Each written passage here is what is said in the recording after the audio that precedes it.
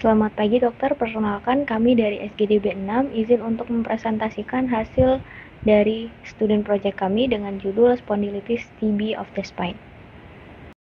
Berikut adalah anggota dari SGD B6.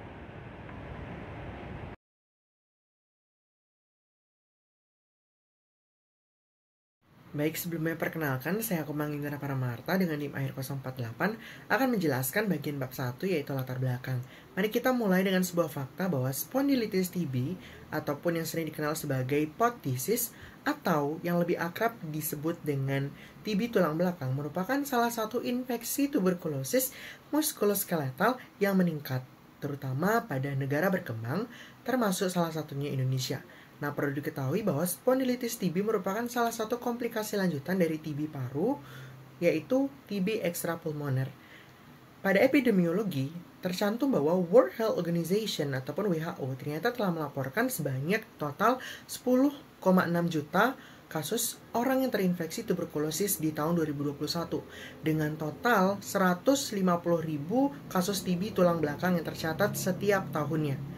Negara India, Tiongkok, Nigeria, Pakistan, Indonesia, dan Afrika Selatan ternyata menjadi kontributor utama dari seluruh kasus TB tulang belakang, yaitu sekitar 64%. Nah, TB tulang belakang berkorelasi dengan penurunan kualitas hidup pasiennya akibat kondisi klinis yang dialaminya. Terlebih lagi, gambaran klinis yang terkadang bervariasi menyebabkan sulitnya mengidentifikasi penyakit ini. Oleh karena itu, penegakan diagnosis, pemeriksaan fisik, maupun metode-metode lainnya untuk menegakkan diagnosis perlu dilakukan dan juga dibahas dalam student project ini. Baik, sebelumnya, perkenalkan saya Niputo Ayu Chandra Herawati Pande dengan 3 digit numerical 012.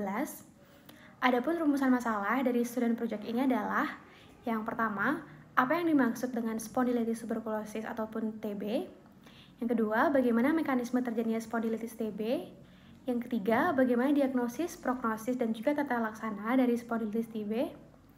Dan yang keempat, bagaimana pencegahan spondylitis TB. Selanjutnya, tujuan penulisan dari student project ini adalah sebagai berikut. Menjelaskan konsep dasar dari spondylitis TB, memaparkan mekanisme terjadinya spondylitis TB, memaparkan diagnosis, prognosis, dan tata laksana dari spondylitis TB, dan memberikan rekomendasi pencegahan spondylitis TB. Selanjutnya adalah manfaat penulisan. Penulisan student project ini memiliki beberapa manfaat yang diklasifikasikan ke dalam manfaat teoritis dan manfaat praktis. Hal tersebut dijelaskan sebagai berikut. Yang pertama, manfaat teoritis. Manfaat teoritis dari penulisan ini adalah memberikan sumber literatur ilmiah yang dapat digunakan untuk penelitian lebih lanjut mengenai spondylitis TB. Adapun manfaat praktis dari penulisan ini adalah untuk menyediakan informasi yang berguna berdasarkan bukti ilmiah bagi tenaga medis dalam diagnosis dan penanganan spondylitis TB. Sekian dari saya, terima kasih.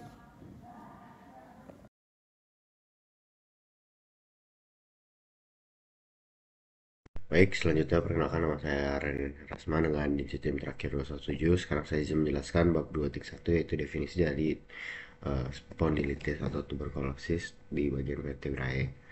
Pertama, saya ingin memberikan definisi dari tuberkulosis sendiri. Tuberkulosis ini adalah penyakit infeksi kayak granulomatosa kronis yang disebabkan sama bakteri Mycobacterium tuberculosis. TB ini paling sering biasanya sih nyerangnya paru-paru, tapi bisa menyebar ke organ lain.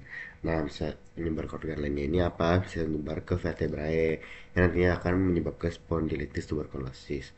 Nah, spondylitis tuberkulosis ini atau pod disease adalah bentuk TB yang ekstrapulmoner yang menyerangnya vertebrae yang paling sering di segmen thoracolumbar. Infeksi Infeksinya terjadi akibat penyerangan hematogen dari fokus primer di paru atau melalui jalur limfatik yang bisa menyebabkan destruksi tulang vertebrae dan diskus invertebralis. Patogenesisnya melibatkan respon inflamasi kronis dengan pembentukan granuloma, nekrosis caseosa, dan kolaps vertebra yang dapat menyebabkan deformitas kifotik. Sekian dari saya, terima kasih. Baik, terima kasih atas kesempatannya. Sebelumnya, perkenalkan nama saya Irvani Davira Derita Suri dengan digit NIM terakhir 038. Di sini saya akan menjelaskan tentang etiologi dan patogenesis spondilitis TB. Spondilitis TB disebabkan oleh Mycobacterium tuberculosis yang menyebar secara hematogen dari fokus primer, umumnya pada paru-paru. Nah, untuk mekanisme penyebarannya sendiri, yang pertama yaitu Mycobacterium tuberculosis masuk melalui saluran pernafasan, lalu berkembang biak di dalam makrofag dan menyebar melalui aliran darah. Nah, untuk bakteri menetap di korpus vertebrata, terutama pada bagian anterior torakal bawah dan lumbar atas, serta memicu pembentukan granuloma dan nekrosis caseosa. Terjadilah infeksi meluas ke diskus invertebralis dan jaringan lunak, membentuk abses dinding dan menyebabkan destruksi tulang sehingga dapat ditimbulkan deformitas ataupun gibus. Nah, oleh karena itu terjadilah fragmen tulang dan abses paravertebral dan dapat menekan medula spinalis dan menghasilkan defisit neurologis seperti paresis ataupun paraplegia. Untuk faktor risikonya sendiri yaitu ada TB paru primer, imunodefisiensi seperti HIV, DM, serta ada malnutrisi, usia lanjut ataupun anak-anak, lingkungan padat, dan pengobatan TB tidak tuntas. Sekian dari saya, mungkin akan dilanjutkan oleh teman saya. Terima kasih. Baik, terima kasih atas kesempatannya. Sebelumnya perkenalkan saya Nika Diana Revalina dengan 3 digit NIM terakhir 090. Di sini saya izin untuk menjelaskan tentang gejala dan klasifikasi klinis mengenai tuberkulosis atau TB. Jadi tuberkulosis atau TB itu memiliki gejala umum seperti penurunan berat badan tanpa sebab yang jelas selama 3 bulan, lalu demam meriang berkepanjangan lebih dari 1 bulan, serta batuk yang berlangsung lebih dari 2 minggu dan bisa disertai darah. Selain itu, penderita TB atau tuberkulosis juga sering mengalami sesak nafas, nyeri dada, kehilangan nafsu makan, merasa lemas, dan juga berkeringat terutama di malam hari. Sementara itu, untuk spondilitis TB atau TB tulang belakang itu ditandai dengan nyeri punggung kronis yang semakin memburuk, demam, dan penurunan berat badan juga. Dalam beberapa kasus, kondisi ini dapat menyebabkan gibus, yaitu kelainan bentuk tulang belakang yang membungkuk.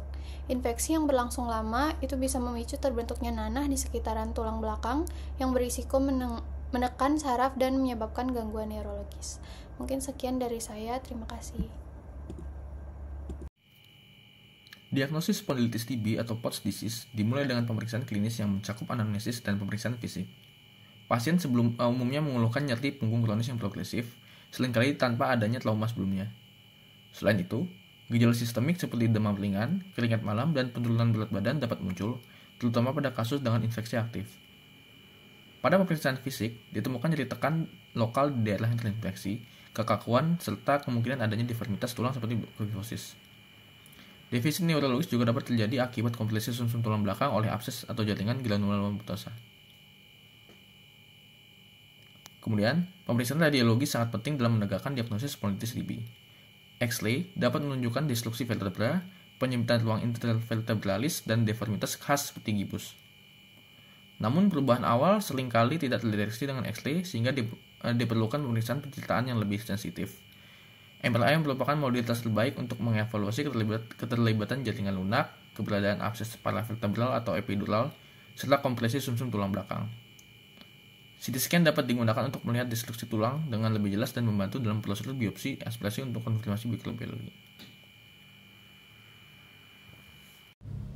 Baik, selamat pagi. Sebelumnya perkenalkan, nama saya Gladys Quina dengan 3 digit akhir 116. Di sini saya akan melanjutkan ke bagian 2.4.3 yaitu mengenai pemeriksaan laboratorium, di mana tes darah seringkali menunjukkan peningkatan penanda inflamasi seperti ESR atau laju endap darah dan CRP atau C-reactive protein yang umumnya lebih tinggi pada infeksi TB dibandingkan dengan spondilitis pyogenik. Nah, leukosit bisa normal atau sedikit meningkat, berbeda dengan infeksi bakteri yang biasanya menunjukkan leukositosis yang lebih jelas. Konfirmasi etiologi dilakukan melalui kultur bakteri dari aspirasi abses atau jaringan yang diambil melalui biopsi. Meskipun sensitivitasnya bisa rendah akibat penggunaan antibiotik sebelumnya, tes PCR atau GeneXpert untuk Mycobacterium tuberculosis dapat digunakan sebagai metode diagnostik yang lebih cepat dan lebih sensitif. Kemudian ada pula diagnosis diferensialnya, di mana spondilitis TB harus dibedakan dari spondilitis pyogenik, brucellosis, metastasis tulang, dan penyakit inflamasi lainnya. Pada spondilitis pyogenik, onset gejala lebih akut dengan demam tinggi dan peningkatan leukosit yang lebih signifikan, serta dominasi neutrofil pada histopatologi. Untuk brucellosis juga dapat menyerupai spondilitis TB, tetapi sering dikaitkan dengan riwayat paparan hewan ternak atau produksi susu yang tidak pasteurisasi. Nah, metastasis tulang cenderung menunjukkan pola destruksi yang lebih agresif tanpa abses para vertebral, sementara penyakit inflamasi non-infeksi seperti ankylosing spondylitis menunjukkan keterlibatan sendi sakroliak yang khas. Mungkin sekian dari saya, terima kasih. Baik, di sini saya Lydia akan menjelaskan mengenai penata laksanaan dari spondilitis TB, yang mana menggunakan yang pertama adalah pengobatan medis dengan obat antituberkulosis, yang mana di sini berdasarkan rekomendasi dari WHO itu diberikan selama 2 bulan fase inisiasi, yaitu isoniazid, rifampicin, pyrazinamide, dan juga ethambutol. Kemudian dilanjutkan dengan fase continue selama 4 bulan, yaitu isoniazid dan juga rifampicin. Sementara berdasarkan rekomendasi dari American Thoracic Society itu untuk fase inisiasinya selama 2 bulan, sementara fase continue atau lanjutannya selama 7 bulan. Sementara berdasarkan rekomendasi Canadian Thoracic Society itu untuk pengobatan medis disarankan 9-12 bulan. Baik, selanjutnya adalah penata laksanaan dengan pengobatan bedah. Yang pertama adalah bedah anterior. Yang mana bedah anterior ini dapat dilakukan cangkok dan juga waktu operasi atau waktu pembedahannya relatif singkat. Namun kekurangannya adalah risiko komplikasinya tinggi dan juga kurang dapat menjaga stabilitas dari tulang belakang kita dalam jangka waktu yang panjang. Yang kedua ada bedah posterior. Yang mana bedah posterior ini dapat menjaga stabilitas tulang bagian belakang kita dalam jangka waktu yang panjang dan juga dapat mengurangi risiko cedera pada bagian anterior atau pada bagian toraks dan juga abdomen, namun berpotensi meningkatkan penyebaran TB ke area posterior. Baik, selanjutnya adalah bedah kombinasi dari bedah posterior dan juga anterior. Di sini dapat dilakukan cakok tulang dan juga dekompresi sumsum tulang, serta debridement dari lesi TB. Namun tentunya untuk waktu operasinya lebih lama dan juga lebih rumit, serta risiko trauma dan juga cedera pada organ itu lebih besar. Kemudian selanjutnya ada bedah minimal invasif yang menggunakan drainase kateter perkutan yang dipadukan dengan CT pengobatan TB vertebra. Kemudian tata laksana yang ketiga adalah melalui fisioterapi. Nah, fisioterapi dari spondilitis TB ini biasanya memfokuskan pada range of motion, kemudian straight leg raise, dan juga transcutaneous electrical nerve stimulation, yang biasanya juga ditambahkan dengan adanya breathing exercise, edukasi sensorik, serta latihan mobilitas. Perkenalkan, saya Nima Dirati Kartika Dewi Kusuma dengan 3 digit NIM terakhir 241, dan di sini saya akan menjelaskan prognosis dari spondilitis tuberkulosis tulang belakang. Prognosis spondilitis tuberkulosis tulang belakang itu dipengaruhi oleh berbagai faktor seperti usia, derajat kelainan bentuk tulang belakang, kondisi fisik, status imun, serta jumlah vertebra yang terlibat. Pasien dengan kelainan lebih dari 60 derajat memiliki pemulihan minimal meskipun telah menjalani operasi. Sebaliknya, usia muda dan kondisi fisik baik meningkatkan prognosis. Tingkat kesembuhan dari spondilitis tuberkulosis ini cukup tinggi, dengan lebih dari 80% pasien menunjukkan respon baik terhadap terapi antituberkulosis. Namun, komplikasi seperti paraplegia dan kifosis dapat mempengaruhi hasil pengobatan. Kepatuhan terhadap pengobatan dan pemantauan rutin sangat penting untuk mencegah kekambuhan. Kemudian, untuk kualitas hidup pasien pasca pengobatan itu bergantung pada tingkat kerusakan tulang belakang. Komplikasi berat dapat mengurangi mobilitas dan aktivitas sehari-hari. Oleh karena itu, diagnosis dini dan pengobatan tepat sangatlah penting untuk mencegah dampak negatif jangka panjang. Perkenalkan, nama saya Lukutin Tasmita Pranama Devi dengan 3 digit yang terakhir 193. Hari ini saya akan menjelaskan pencegahan dari spondilitis tuberkulosis. Yang pertama yaitu upaya pencegahan primer dan sekunder. Spondilitis tuberkulosis merupakan salah satu bentuk kelainan pada tulang belakang yang dapat menyebabkan berbagai komplikasi serius jika tidak ditangani dengan baik. Oleh karena itu, mengetahui apa saja upaya pencegahan primer dan sekunder menjadi hal yang penting agar risiko infeksi serta komplikasi dapat diminimalisir. Beberapa langkah pencegahan primer dan sekunder dapat dilakukan, yaitu untuk pencegahan primer, yang pertama ada vaksinasi, yaitu vaksin BCG secara luas sudah diterapkan untuk mencegah tuberkulosis. Yang kedua ada intervensi kesehatan masyarakat. Langkah-langkah yang dapat membantu pencegahan pada penyakit ini yaitu menjaga pernafasan tetap baik, memastikan ventilasi memadai, dan melakukan screening rutin untuk pencegahan penularan TB tulang belakang. Yang kedua yaitu ada pencegahan sekunder. Pertama, kita bisa lakukan screening dan terapi pencegahan individu yang memiliki resiko tinggi terkena TB, seperti mereka yang kondisinya autoimun kronis yang menjalani terapi imunosupresif. Melakukan screening rutin menggunakan tes kulit atau uji pelepasan interferon gamma. Yang kedua bisa melakukan intervensi bedah dini. Pada awal, jika kasus TB tulang belakang didiagnosis, intervensi bedah dini menjadi tindakan pencegahan terhadap deformitas parah dan defisit neurologisnya. Selanjutnya saya akan menjelaskan tentang peran vaksinasi BCG. Peran vaksinasi BCG biasanya sudah sering dilakukan.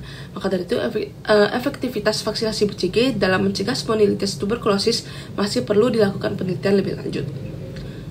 Selanjutnya saya akan menjelaskan tentang edukasi dan kesadaran masyarakat. Masih diperlukan sumber informasi dengan sumber yang andal dan komprehensif serta edukasi kepada masyarakat secara nyata. Masih harus dilakukan dikarenakan tidak semua masyarakat dapat mengakses internet dan mencari informasi yang valid tentang penyakit tersebut. Maka melakukan edukasi kepada masyarakat secara nyata sangat diperlukan pada saat zaman sekarang. Sekian presentasi dari saya, terima kasih.